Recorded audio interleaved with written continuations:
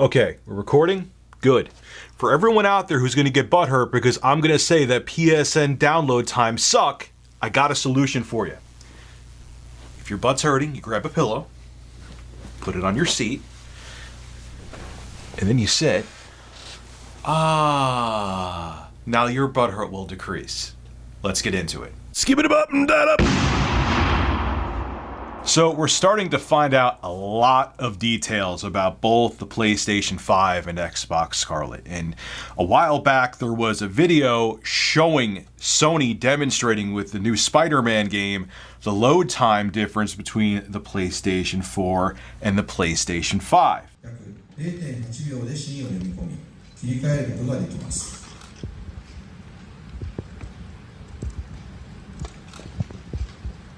And as you see, there's quite a big difference in load time. The PlayStation 5 hardware loaded that Spider-Man scene in less than a second, and the PS4 Pro took over 8 seconds. That's a big difference. But if you thought that load time was short, how about no load times whatsoever with the PlayStation 5? Sony just updated their patent with a patent continuation that hints that there may be no load times whatsoever with the PlayStation 5, or at least in the PlayStation 5's lifetime. Maybe if Sony comes out with the PS5 Pro, this may happen. Now, from what people have gathered from the patent, what seems like what's going to happen is that the environment's going to be split into segments that load independently. So, say you're playing an open world game like Grand Theft Auto 6, it'll just be a seamless transition when you go to different parts of the map, so on and so forth. There'll be no loading time. Especially in open world games, they're going to just kill off loading time if this patent actually comes to fruition with the PS5. This is what the patent reads. A system and method are disclosed for dynamically loading game software for smooth gameplay. A load boundary associated with a game environment is identified. A position of a character in the game environment is then monitored. Instructions corresponding to a next game environment are loaded into memory when the character crosses the load boundary such that gameplay is not interrupted. So what I gathering from this is that they're almost going to kind of predict where you're going to go in the game and have that already in memory, which means that there may be more memory inside these next-gen consoles than we think. And if they think you're heading in this direction, they're already going to have that part of the map loaded, not wait and try to stream the data when you get there. So you'll never notice load times in games ever again, if again this comes to fruition. Just because something has a patent or they do a patent continuation doesn't mean it's actually going to be implemented in hardware. Companies file patents all the time. Now, what gives this patent a little more validity, though, is they actually filed this in the summer of 2012. They filed this when we were still knee-deep in the 7th generation, or at the end of it, but it was still, no one had even a PS4 yet, or Xbox One. We were still gaming on our PS3s and 360s. So they've been really building this and researching it and looking into it.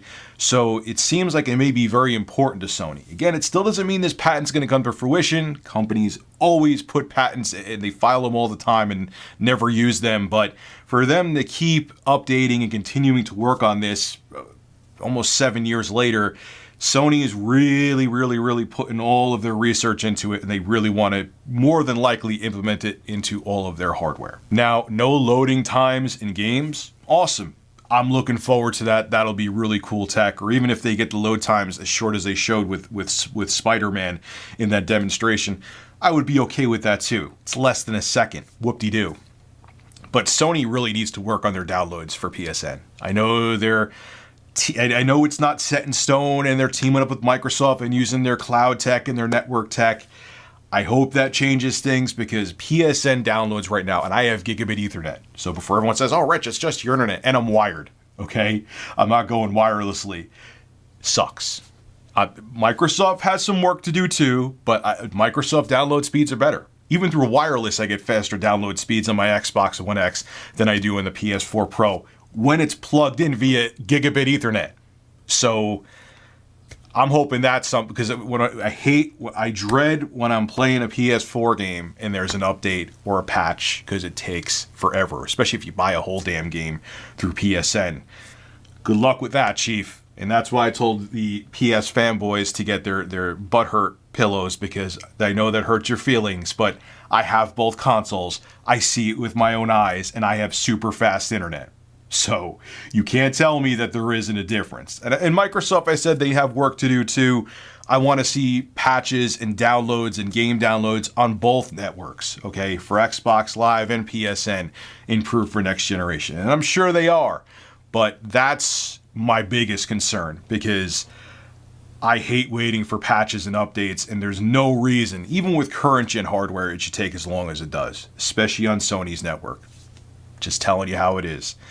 Anyway, guys, tell me what you think in the comments section. Would you be excited to have no load times for next-gen consoles? I'm sure Microsoft will probably try to keep up with this, maybe not in the beginning. Hopefully this is something that Sony implements right when the PS5 is launched. Let me know what you think. This is Rich of Review Tech USA signing out. Have a good one.